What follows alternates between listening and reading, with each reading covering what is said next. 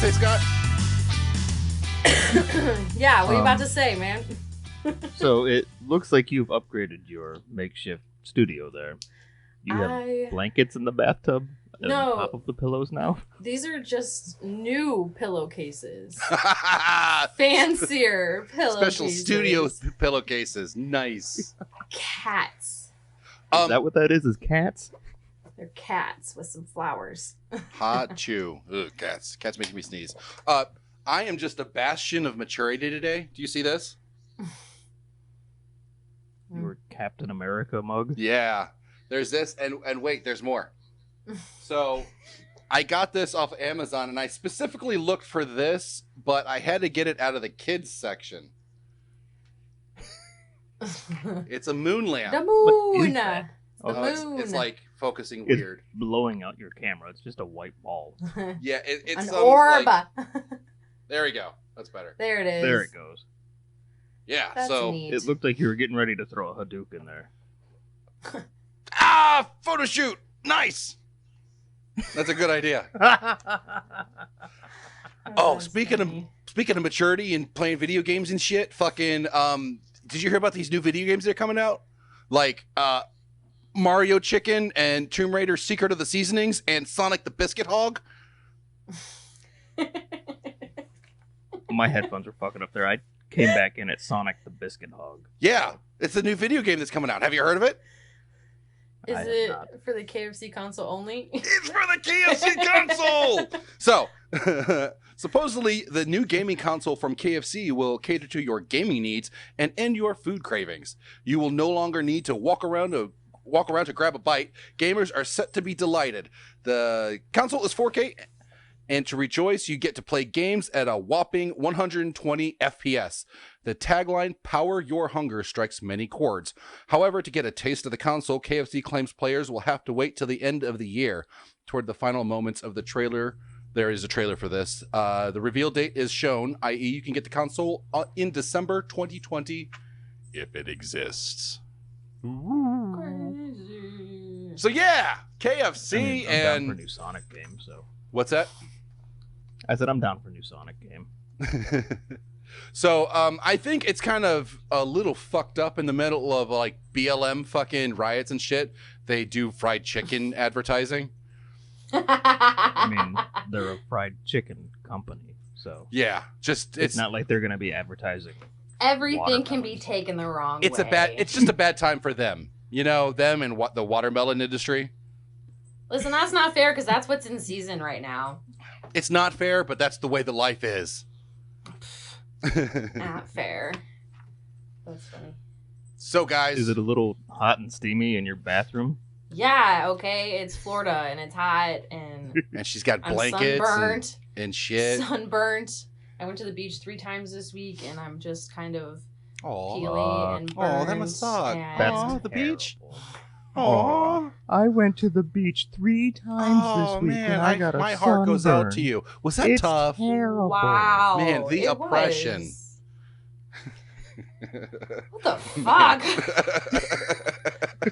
Yeah, so Damn. tell us about the beach more. You will get no sympathy here. Okay, well, that's fine. So, this is the Higher Minds podcast. I'm Papa Darby. I'm Scott. And I'm Katie. Hi, everybody. Hello. What are we talking about today? Who are you asking? I don't know. I should have said, right? Because we're on video chat. Scott, who are we talking about today? What or whom? We're talking about a couple commie spy motherfuckers today. What was their names? Julius and Ethel Rosenberg. Rosenberg. No. They were the neighbors to the Seinfelds, and they had the Seinfelds had that little boy who would always come around and say stupid shit like, "What's the deal with first grade?" Yeah, that was those. Not as Rosenbergs. good as your. What was the impression you nailed last week? Oh, Morgan Freeman. Yes. Yeah, Morgan Freeman. I know that because it's my proudest so one. funny going back. It's like you finally nailed one. Like, so good. I nailed all of them. Thank you very much. Throw enough shit at the wall, one of them's bound to stick. That's right. We're really proud of you. No, thank you. Me too. Me too. Let's hear it one more time. Andy Dufresne. Yeah, that's good. So, oh man, I'll start this one off. So, Julius Rosenberg was born on May 12th, 1918 in New York City to a family of Jewish immigrants from the Russian Empire. The family moved to the Lower East Side by the time Julius was 11. Julius Rosenberg became interested in politics at an early age, joining the Young Communist League while in his teens. His parents worked in the shops of the Lower East Side as Julius attended Seward Park High School, which was the same high school that Ethel went to. According to some reports, Rosenberg originally considered becoming a rabbi. He apparently became more interested in radical politics than religion, however, eventually joining the Young Communist League. Julius became a leader in the Young Communist League in USA while at City College of New York, CCNY, during the Great Depression in 1939. He graduated from CCNY with a degree in electrical engineering. And I'm about to burp. Don't you hate you're trying to finish a sentence and you got that bubble right there and you're going, that's what I feel like. Ethel Greenglass. look like. Yeah, her face. Ethel Greenglass was born on September 25th or 28th, according to biography.com, which reminds me, I want to cite my sources, which were history.com, Wikipedia, of course, and biography.com. Yeah, I knew biography.com was going to be there. Yeah. Did you use them too? They had some great information. Mm-hmm. No, I went straight to Wikipedia for my shit for this one. Oh, really? Actually, yeah, I think the best information was history.com. They have in my opinion, the best analysis. Decent shit. Yeah. I used them for, what was it? Something recently. EP Whirl, that's what it was. Yeah. So anyway, Ethel Greenglass was born on September 25th or 28th in 1915 to a Jewish family in Manhattan, New York. She was the oldest child of Barney and Tessie Greenglass. Her father, an immigrant from Russia, also had a son from an earlier marriage. The family, all crowded together in a tenement apartment, later grew to include two brothers, Bernard and David. David comes up a little later. She originally was an aspiring actress and singer. She appeared in such school productions before graduating in 1931. Rosenberg soon found a job with a national New York packing and shipping company. Through her excuse me. Marijuana. Pull yourself together. That's Bobcat. Through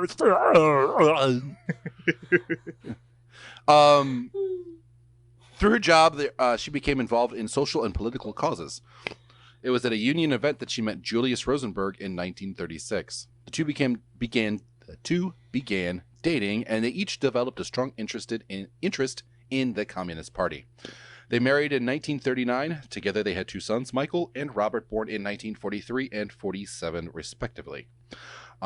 Interesting to note, Michael Mirapol is a retired professor of economics. He's the older son of Julius and Ethel Rosenberg, who were convicted to be communist spies.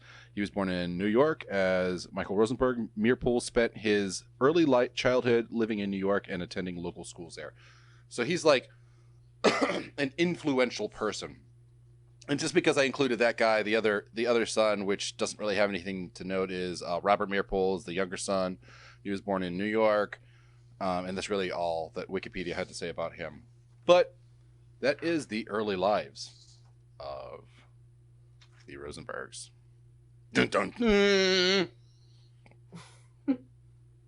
Did any of you watch that Heir to an Execution that the granddaughter did?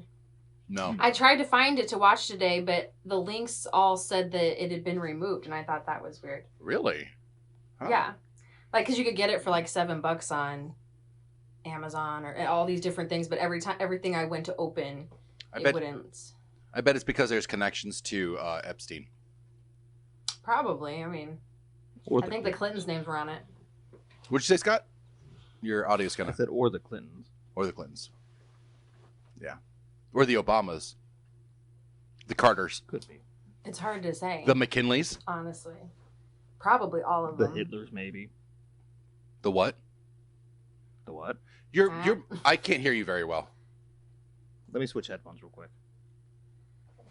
Yours was fast. Yeah, it was. Wow. 12 minutes. Oh, poop sticks. I took a long time last time, so it's probably fair. Poop sticks? What exactly is a poop stick? It's a made-up word, so I don't cuss in front of my kids. No, it's what Why not, like, Christopher Robin and Winnie the Pooh used to shit play. trees or something. Poop sticks. No, that was Pooh sticks. They played poop sticks when it got a little too crazy, though. Yeah. Haven't you said something about poop sticks on this fucking show before, too? Yeah, that was an early episode. I forget which one that was, though. You stole my word? Is that what I'm Go hearing? back and listen and let us know what No, the fuck you episode stole was. Christopher Robin's word. Poop sticks? That's what it was. Yeah. Pooh sticks? Poo sticks. Yeah. Yeah. Why the fuck were we talking about Christopher Robin? Because Christopher Robin and Winnie the Pooh used to play it. They used to poop on sticks and then fling it at each other. Oh. I remember this story, but I don't remember what the fuck episode this was. I don't remember it. No, so just to recap, you throw a couple of sticks on over a bridge on one side and race to the other side to see which one goes through the creek faster, and the first one wins. Poop sticks. Yeah, not poop sticks. That's a different thing. I'm gonna let it go. Poop sticks sounds like. There's been a lot of interesting sounds sounds like you took on a the shit show in the woods lately. without it leaving nearby. But reverse. Yeah. Reverse pooping. That was funny. Funny, Poop funny, sticks. funny. Poop sticks. Man. So, the trial. Yeah, I feel like we've wasted enough time on poop sticks. Well, I can hear you Listen, much I better, didn't- by the way. Oh, good job. The trial. March 6th, 51. Trial begins. Yeah, so it lasted a month. And let's back up a second. What? What are they on trial for? Man, why don't you just let me do my thing, homie? Homie? I'll tell you. Homie. I'll tell you. Do you want me to start that over, or do you want me to just keep going? Yeah, start it it over. over. Start it when over. I'm It's easier to cut. interrupted. Okay. Or we might just keep it all in. I don't know. We'll see. Listen, I mean, you're welcome to start the trials part if you want.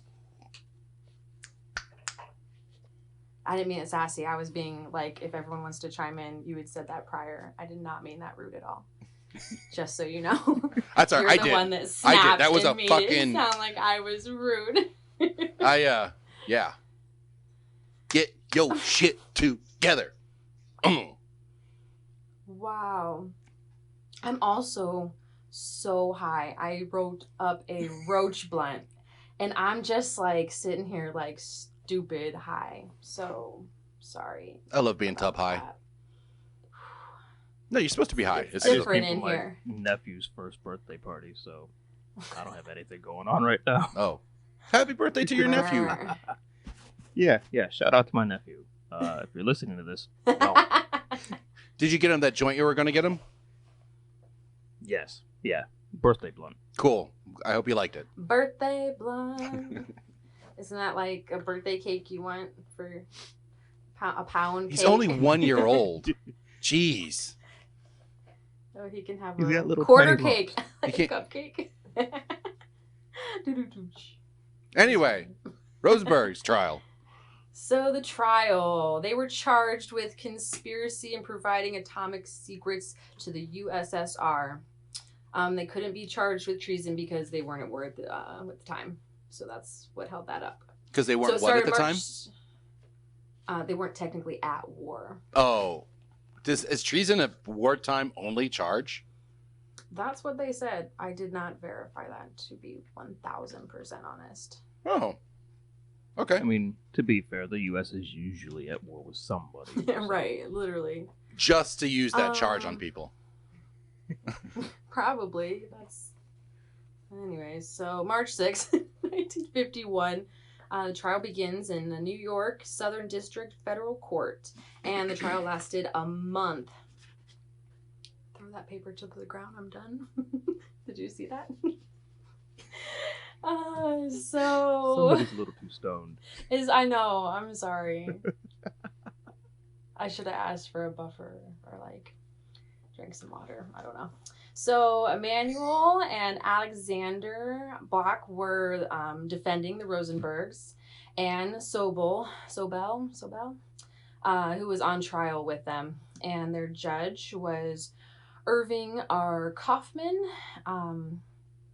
So he had an opening statement that I think maybe set the tone.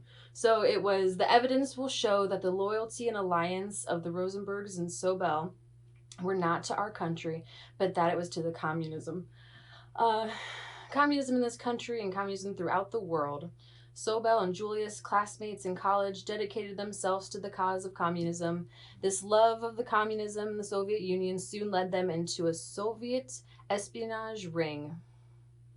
So I feel like his mind was made up. That's just what I think. But yeah, they were accused of transferring top secret info about radar, sonar, jet propulsion, and valuable nuclear weapon designs. At the time, the U.S. was the only country that with nukes. Yep.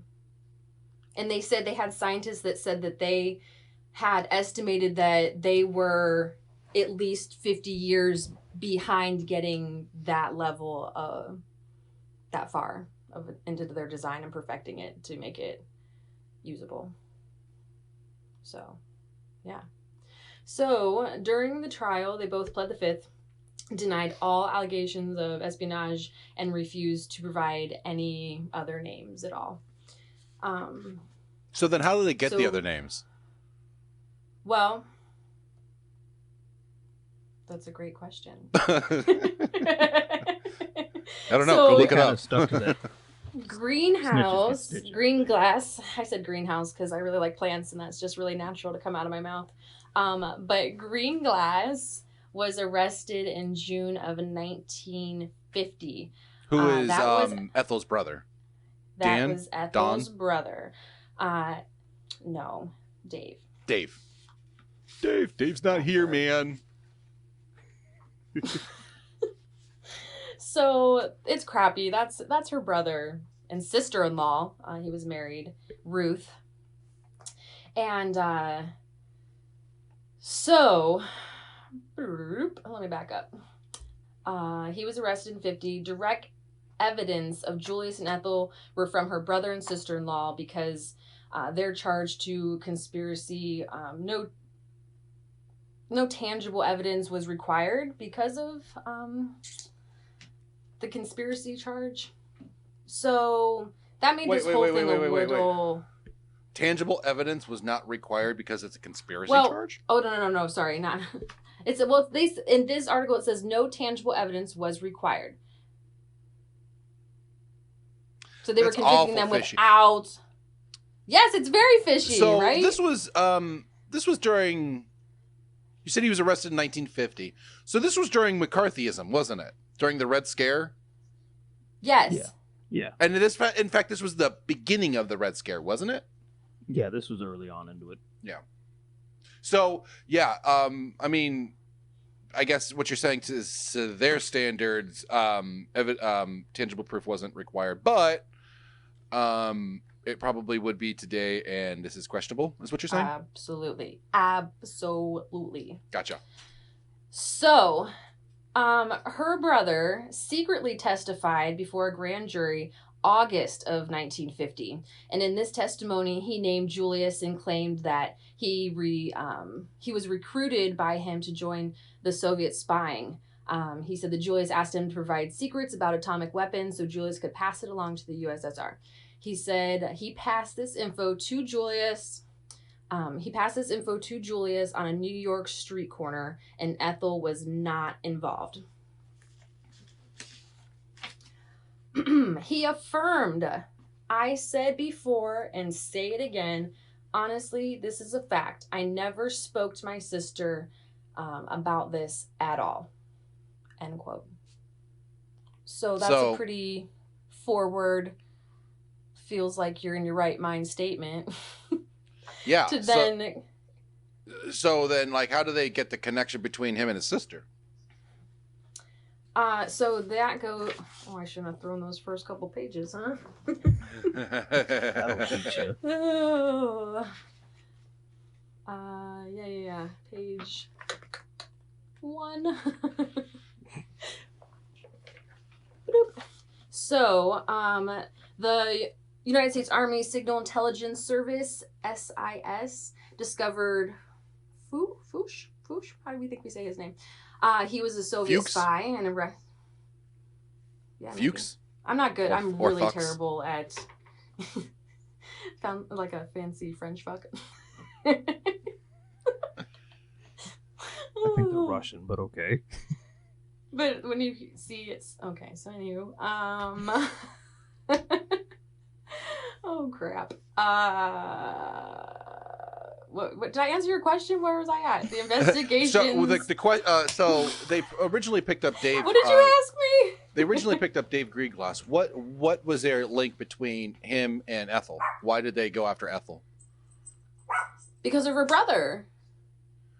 Because he came back. Well, I mean, what does it? If he says that there was no connection, if he didn't discuss it, why did they go after her? Because I'm not done with my story. Because he came back. Let her finish, Darby. Jesus! Y'all be cutting me off. Get your shit together. I told you I had so many pages of notes, so it's just a little drawn out. That's all. So, wow. So her brother's rude as fuck. That's what's happening here. So, because of that 1950 testimony and no tangible evidence, there was a weak case against Ethel and her involvement.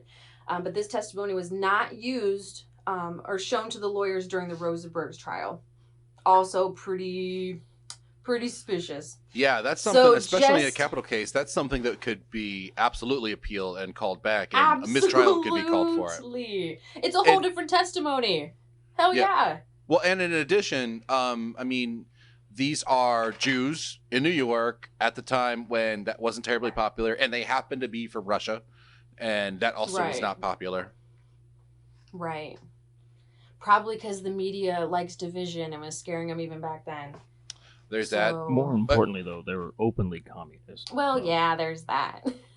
In their college days. Yeah, that's true. That's true. But I mean, so the fuck what? You're allowed to be a communist in America. There it is. The American dream. So, just 10 days. 10 freaking days before the start of the trial in February of 1951, David I still want to say Greenglass, her brother retestified, and changed his original statements. This new testimony against both Julius and Ethel was part of a freaking deal against his sister and brother-in-law, granted to the Greenhouses. In exchange for this testimony, Ruth Greenglass was permitted to stay home with their young children and care for them. Sounds like a lie to save his wife's life to me. It does. So, now he's saying Julius, with the help of Ethel, recruited David into the atomic spy ring in 1944. They claim that David gave a sketch and description of atomic bombs to Julius in September of 1945. So, hold on. You called it the atomic spy ring. Is that what the papers called it? Is that what they call themselves? Because that's a badass name. I don't know. Honestly, you're asking a lot of tough questions for how high I am, and atomic spy ring sounds like a sex toy. It.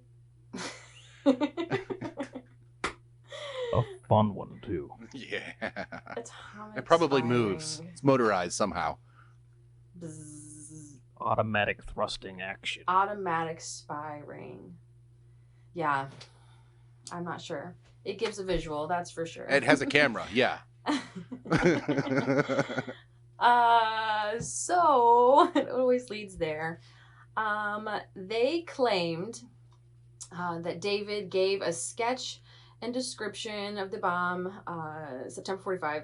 So now, however, he claims that this exchange did not happen in the streets of New York, but it happened in the living room of the Rosenbergs' New York apartment. And Ethel was there now. For sure she was there when for sure he was sure she wasn't before.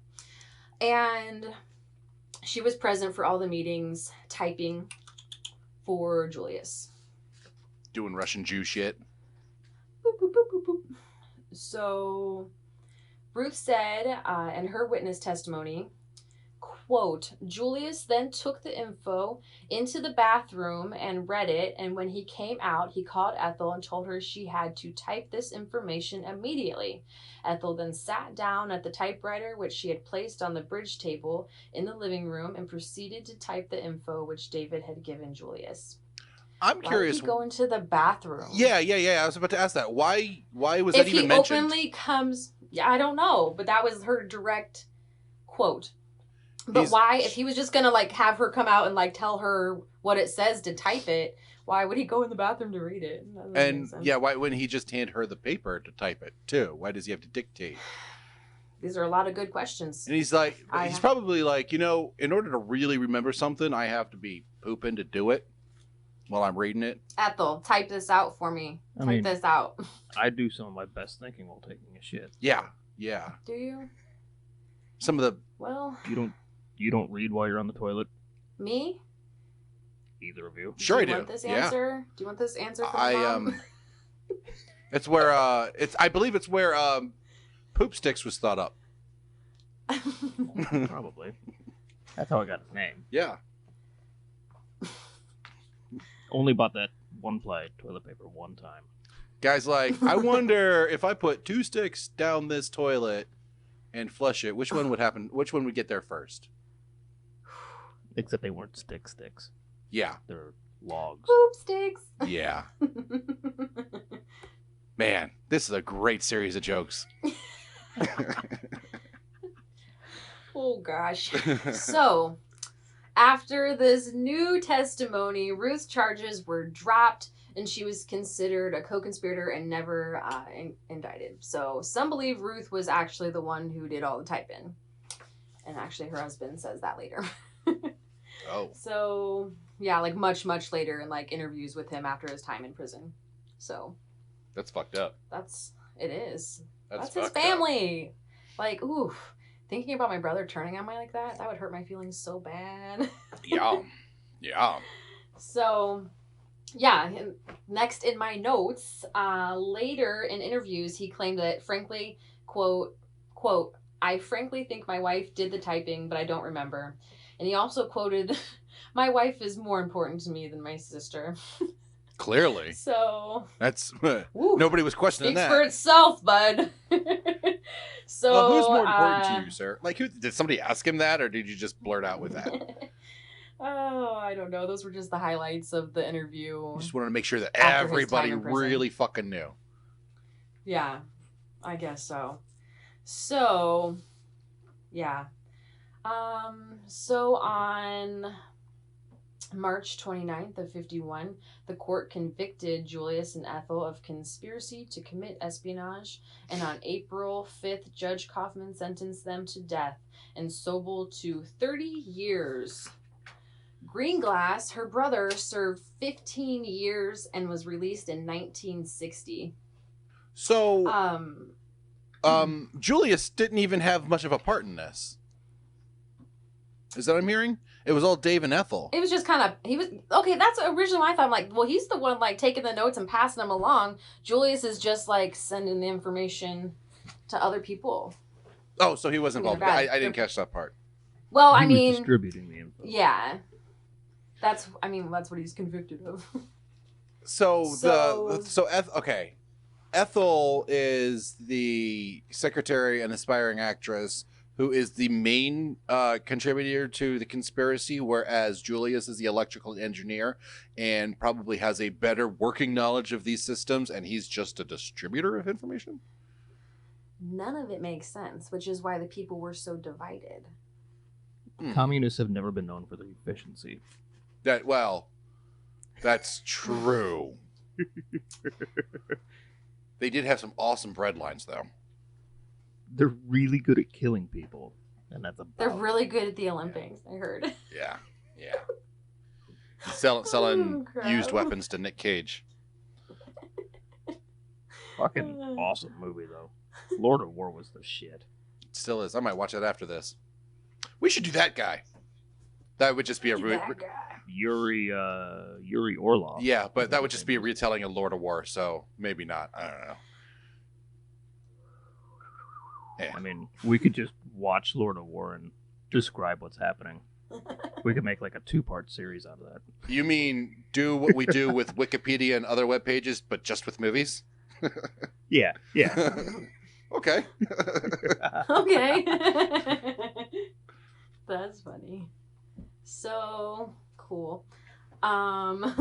So he was released in 1960, but in 1953 he wrote a letter to President Eisenhower requesting that Ethel and Julia's sentences be commuted to prison. Denied. Nope, still killed. The judge justified his decision by stating, quote, "I consider your crimes worse than murder. I believe your conduct in putting into the hands of the Russians the A-bomb years before our best scientists predicted Russia would perfect the bomb has already caused, in my opinion, the communist aggression in Korea. With the residual casualties exceeding 50,000, and who knows how many millions more of innocent people pay the price for your treason." So he's still mad, I guess. But it sounds like political character assassination. It sounds like And they needed literal to blame assassination. somebody. Yeah. And whoever told the most got to live is what happened to me, in my opinion. I don't know. Which is even how the cops work today. The first person who talks gets the deal. Yeah, no matter what they literally. did. Yeah. Like, yeah, that's whack. So, snitches get stitches. Which is why we need to fucking defund the police. We need to reform. Well, I know we don't all agree, but we do need to reform fucking laws and shit. And fuck the way that shit's working out now. We've been saying it for years. Why reform them when you could just remove them? Yeah, that's where our political ideologies divide. We're all so special here. Defund all the things, not just the police, all the things. I think that's a good start. Yes. Where am I at? So neither In the bathtub. With pillows. Because it's storming. I feel like maybe I'm sensing a little jealousy of how comfortable I am. So I don't know. Maybe you are. Maybe you are. I don't know. Eat me.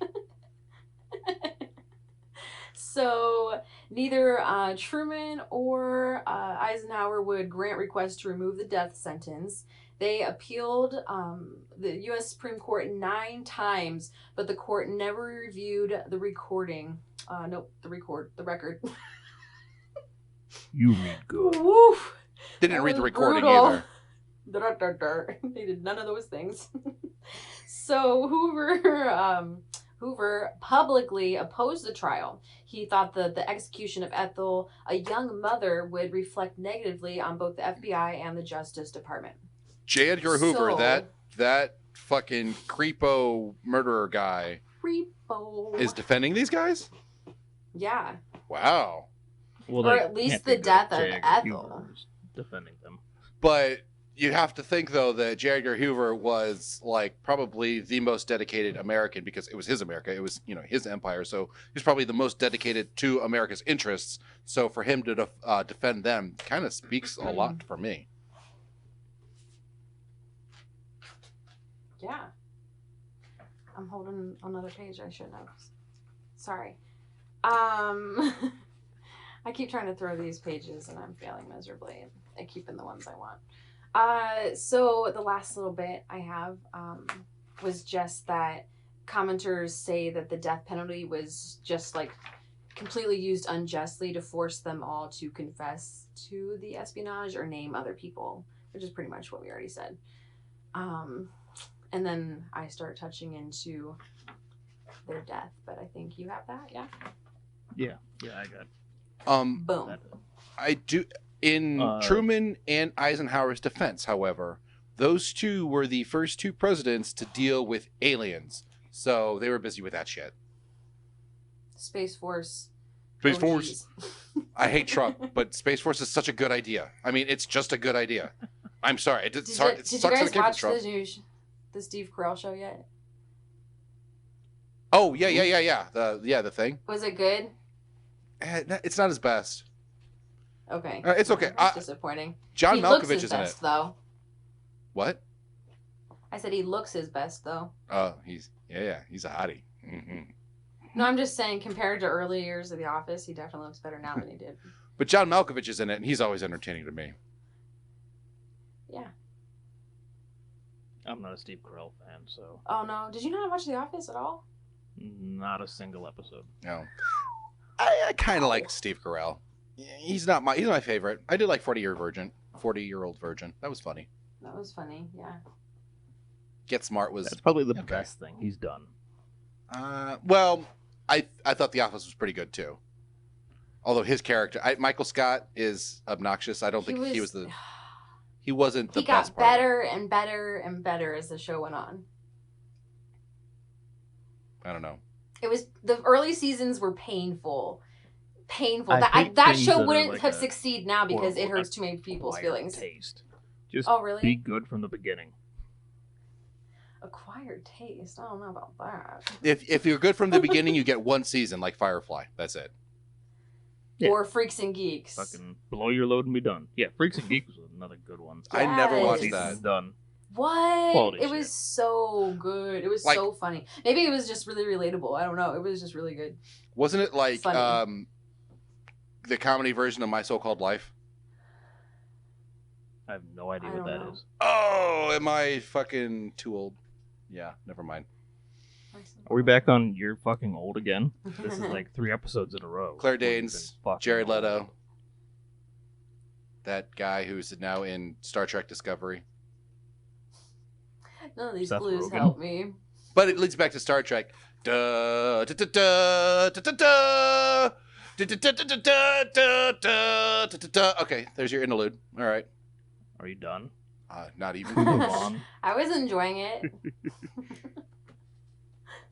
So after their conviction, you kind of touched on this some. Some Americans believe that both the Rosenbergs were innocent and had received too harsh of a sentence, particularly Ethel. With equality comes equal punishment, so suck a dick on that one, Kami. I do want to point out that not to be a pig or objectify a woman, but Ethel was kind of cute in her younger years. Did you see her? I can see why she wanted to be an actress. She looked like She had a Betty Curly Boop Haired look. Sue. What was her name? What was her real name? I don't remember. She grew up in. Oh, you're talking about the little girl actress, Yeah. the U.S. Lollipop, USS Lollipop, or whatever. Shirley Temple. Shirley Temple. She No, had no, a drink Curly named Sue. after her. Curly Sue. No, not her. Oh, the one with the Jim Remember the Belushi movie? in the Jim Belushi movie. The guy that hung out Super with Mo funny. and Larry. What? No, his daughter, Curly. Oh, Curly okay. Sue, or no, I'm sorry, his son. It's really funny. Johnny Cash wrote about him. No, I'm sorry. Stop. Shel Silverstein Stop. wrote about him. Johnny Cash sang Cut about it him. out. I always forget that Silverstein wrote the Boy Named Sue song. Yeah. We need to do him Crazy. too. Johnny Cash or Shel Silverstein? Johnny Cash had a Sure. house in my town. Actually, that should be a pair. That should be one episode. Johnny Cash and Shel Silverstein, because they lived the same kind of life. Just one was a singer, one was a writer. Cool. Silverstein spent a lot of time hanging out at the Playboy Mansion too. Yeah, Ooh, I read oh about. no. We were going to do him. Remember? Were we? a few weeks ago. Well, a few months ago. I sent you a bunch of links, and then we started doing it, and then we did something else for some other You reason. started doing it. She okay? She taking a Yeah. bath? She's fucking like curled up in the tub now. I'm so stoned. My work is over. I'm just relaxing, enjoying the conversation. Wow, you all are judgmental of my safe space. I keep on knocking over my moon. So That's what you get Back for to the snapping your topic at hand. fingers. The moon. a campaign was started to try to prevent the couple's execution. Between the trial and the executions, there is widespread protests and claims of anti-Semitism. The charges of anti-Semitism were widely believed abroad, but not among the vast majority of the United States. The Rosenbergs did not receive support from mainstream Jewish organizations, and the ACLU refused to acknowledge any violation of civil liberties of the case. I mean, they had two things working against them: communism and Judaism. Boom, boom. Well, even the mainstream Jewish organizations didn't back them. Well, it's because they were also communist. And communism Vocal was a about it poison in pill in college. America at that time. Right. But even the ACLU wasn't backing them either. Yeah, I don't know They about that. backed quote-unquote enemies of the state in the past. Yeah, you're right. I don't know. I don't know what their political standing was at the time. I know that McCarthyism was rampant, and so everybody was terrified of being blacklisted or red listed. This was fairly early into that, though. I don't know if it was as nuts Oh, at okay. this point. Yeah, and that's what I'm saying. I don't know what their political position was at the time. Across the world, especially in Western European capitals, there were numerous protests with picketing and demonstrations in favor of the Rosenbergs, along with editorials in what would otherwise be pro-American newspapers overseas. Basically, a bunch of commie celebrities and artists were backing them up, and I mean, it's the same shit you see nowadays. Yeah. Yeah. Every artist, celebrity, athlete has to take his stands. Exactly. Well, everybody does, not just them. I know, but they are shoved into it. Did you guys watch that Dave Chappelle thing? Yep. I haven't seen it yet. I've heard of it. I just watched it today. I haven't had a 8:46. chance yet. Rat-a-tat-tat, Yeah, tat, what the tat, fuck tat, is tat. 8:46 is the amount of time that George Floyd had a knee on his neck. Oh, okay.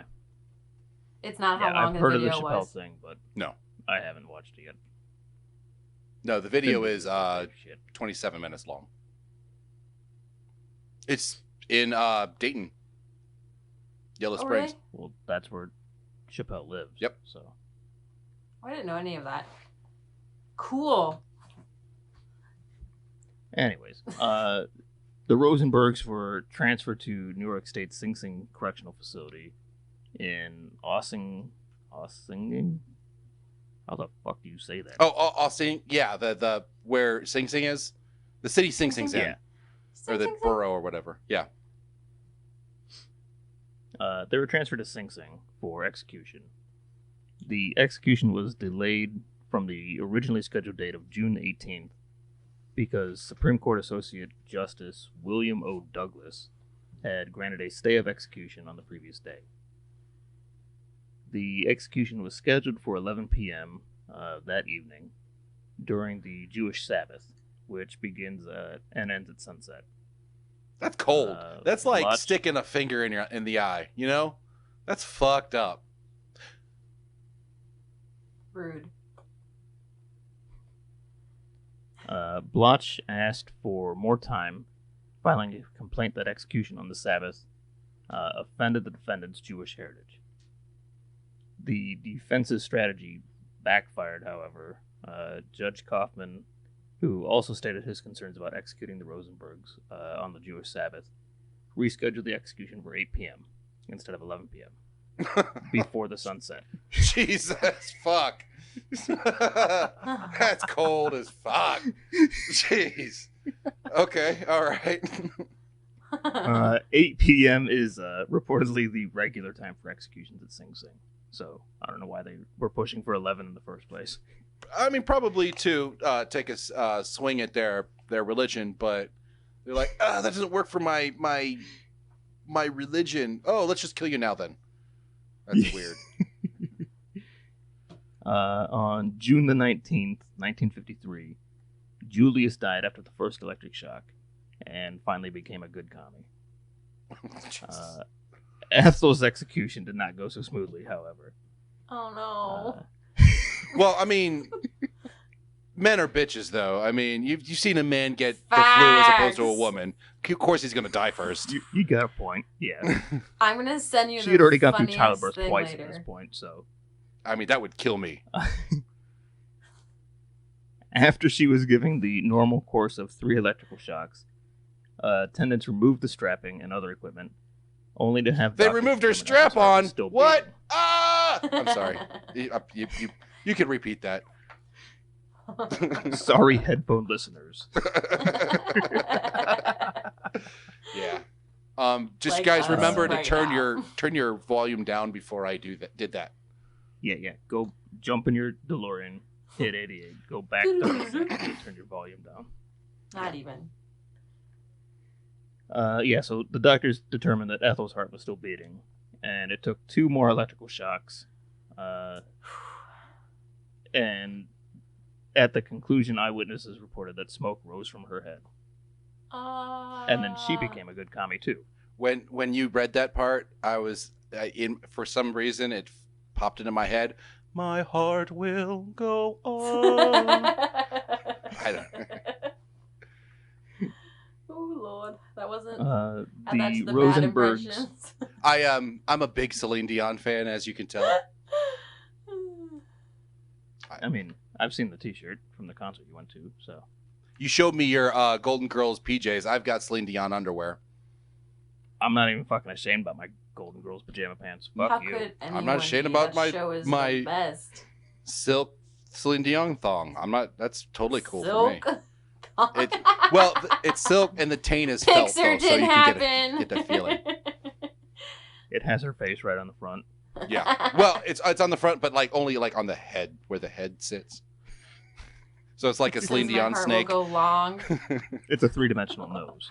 Pretty accurate. Celine Dion lies a lot.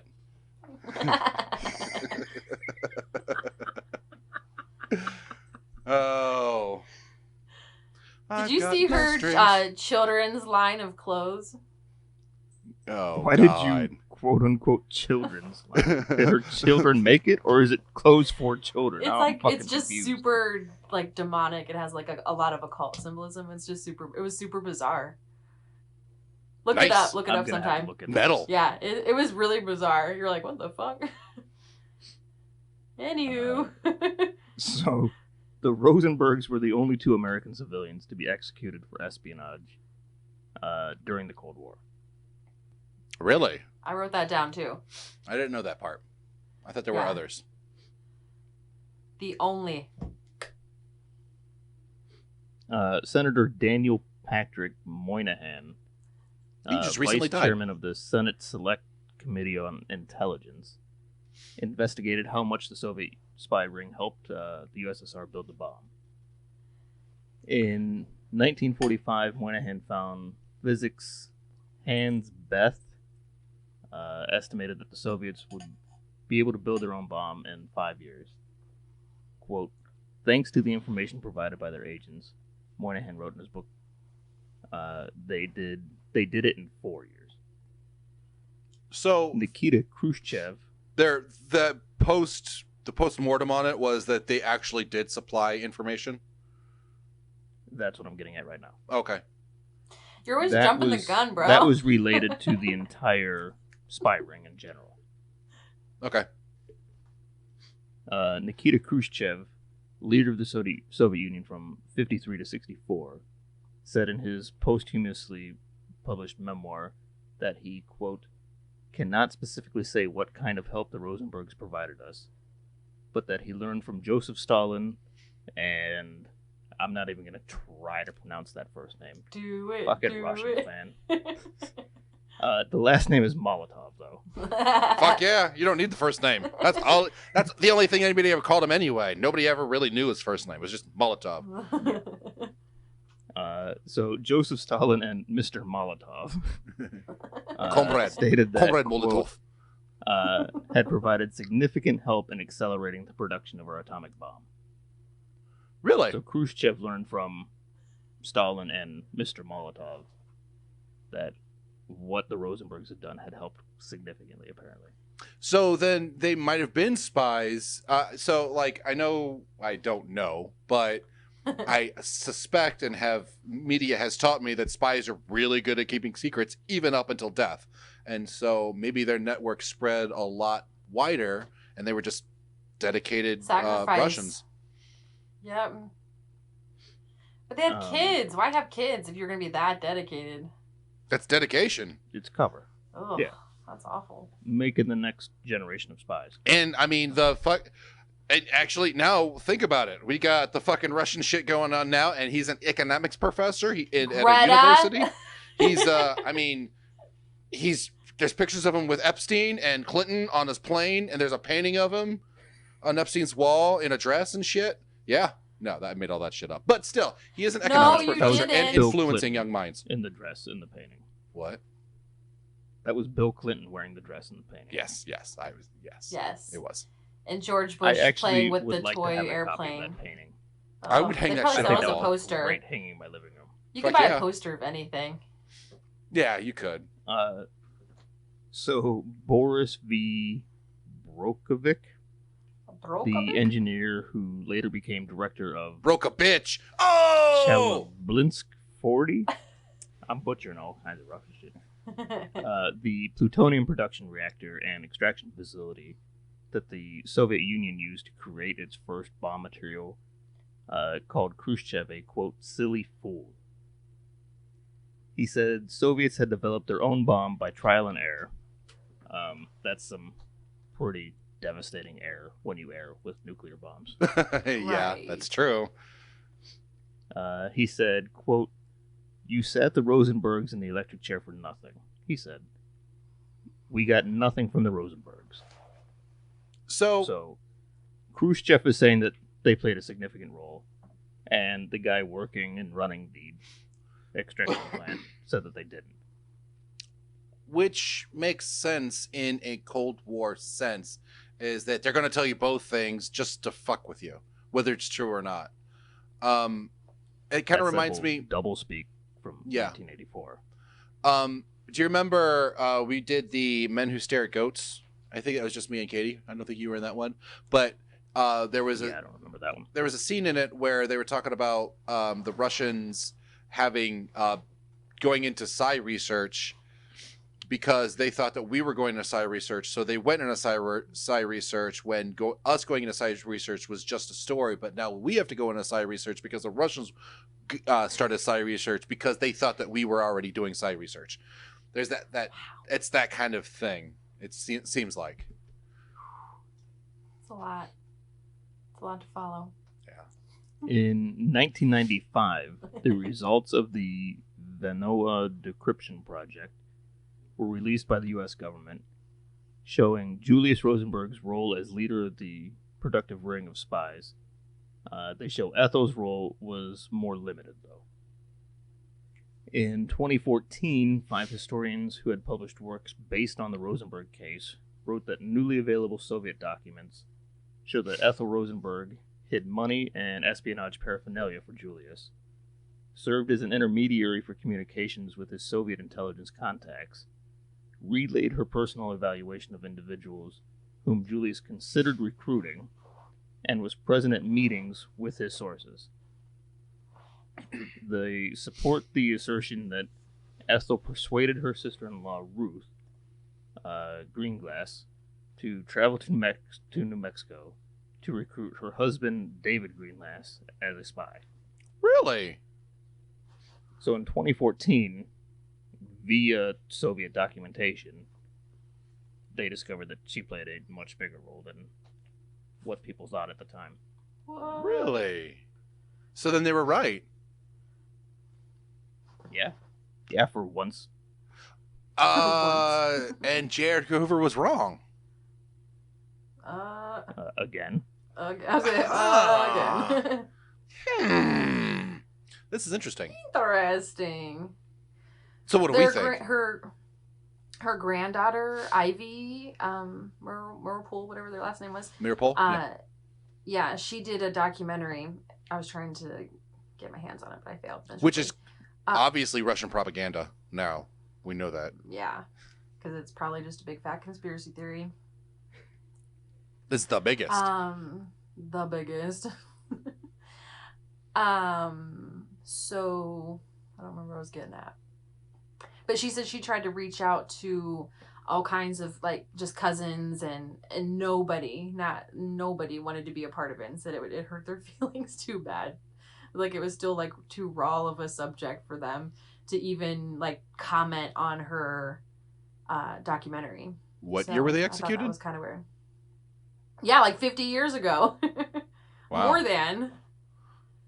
I mean, I know both of their children are still alive. The two brothers. Yeah. Yeah, their two sons are still alive. I watched a C-SPAN trying to like prepare.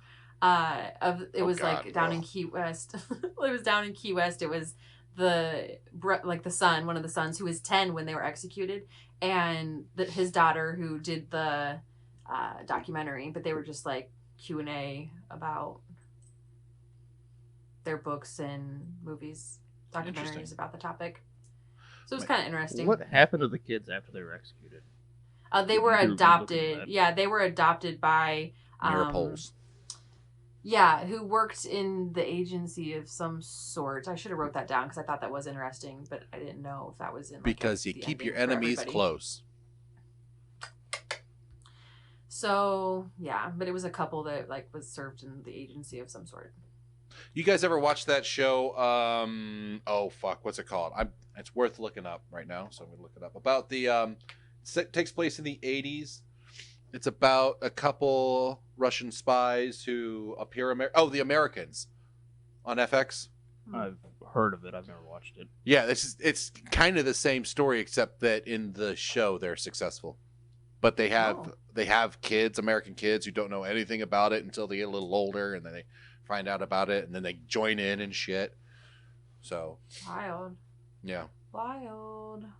And it's crazy. It's like through yeah, it's okay, but throughout, like I know it's a TV show and I know it's acting, but it seems like you get a real sense of how dedicated to the cover story they can be, while maintaining their patriotism to Mother Russia. I felt like this whole thing, it just struck a lot of chords of a lot of what still happens with everything. So it was interesting to make me feel some kind of way. Yeah. But the best spies never got caught. So, yeah. Like Spy Kids. Still, nobody knows where they are. Great movies. Not true. Not true. The Thumbs. Oh, God. Those were so disturbing. They were so weird. The Spy Kid movies. The Thumbs. They were fucking terrible. Oh, did you ever watch Shark Boy and Lava Girl? I might have. Oh. My sister's about. Do your kids watch that? That feels like it's too old. Yeah, it's a little too old for my kids, and it's way too young for me, but I've still seen it. But yeah, what's his name? The werewolf boy is just because. Yeah. The werewolf guy is in it. What's his name from Twilight? Team Lon Chaney Jr. Team Werewolf That's the only Boy. Werewolf guy I know. I don't know who that is. The Wolfman. I know the actor? none of these from things. the old Universal black and white. Oh, the actor? Horror movies. Yes. Oh. Lon Chaney Jr. Oh, yeah. No, that's not what I was talking about. Anyway, from Twilight. I've seen all of those movies, and I went and saw the last one in the theater. True story.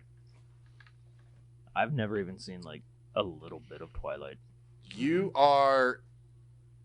Yeah, that's fine. Yeah, you just keep on doing that. Anyway. I've not seen a lot of movies and shows. It's not my thing. I've seen a lot of movies, but not. I can't even say I don't watch shitty movies. I've watched some pretty shitty movies, but I've never sat through Twilight.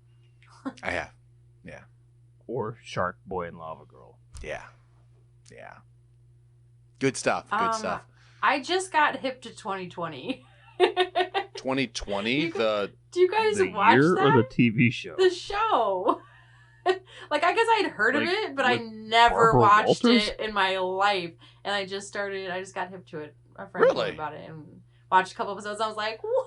This is my kind of show. Like, this is 2020. Like, that fucking I 2020? guess they just go over, like, true crime stories and stuff. It was interesting. They do. 2020, Dateline. I didn't know anybody under, like, 60 watched that show. Well. Or 40. Now you do. 34. So, yeah, the Rosenbergs. R.I.P., right? Rest in propaganda. Rotten Peace. Rotten peas. They Rotten. probably already did. It's been 50 years. They're definitely decayed. They Yeah. probably didn't even embalm them. I don't know. I'm generally against Zap. government killing people, but communists aren't people, so. Oh. Bounce. Okay. But Sitting back up. we do respect your right to think what you want. And I respect nobody who believes in something that has killed 150 million people. which is everything. Communism. Everything. Life kills more than people than that. Cars have killed more people than that. Heart attacks. Nature. Cars, heart attacks, nature aren't an ideology. Bathtub Hurricanes. Bathtubs. Funny. I assume bathtubs are a little bit less dangerous when they're full of pillows, though. You'd be surprised. But we How here dangerous it is full of pillows?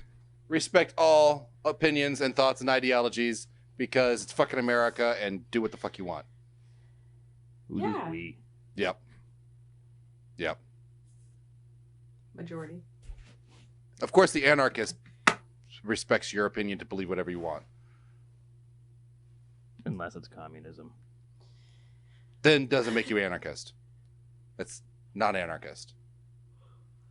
Anarchy is just no rulers. It has nothing to do with anything else. So, but you want to have people not think of something which is a rule. No. You can think what you want, but I'm not going to be fucking sad when you die. But we respect your opinion to do so. Anyway. As long as you take 5 shocks like Ethel did. Bzz, bzz, bzz, bzz. What? Katie, where can you listen to us? Where are you listening right now? Is that the go-to answer now? It's been for a while. Yeah. Wherever you like to listen to podcasts or our website, highermindspodcast.com. Where might they communicate with us, Darby? Facebook, on Instagram, on Higher Minds Podcast at gmail.com. HigherMindsPodcast.com. Don't email Higher Minds Podcast. That's something else. That's your What else? personal email. Poopsticks at poopsticks.com. You beat me. We need If there's not a poopsticks.com. poopsticks at Gmail, I'm fucking getting that one. I'm gonna do it right now. Yeah, I think that's it, right? Yeah. Yeah, I think Twitter, Higher Minds Facebook, Podcast at Instagram. Gmail. I don't know if we corrected that or not. Higher Minds Podcast gmail.com. .com. Ooh, nice unison, fellas. All right. Anyway, so yeah, this has been the Higher Minds Podcast. I'm Papa Darby. I'm Scott. And I'm Katie. Deuces, everybody. Andy Dufresne.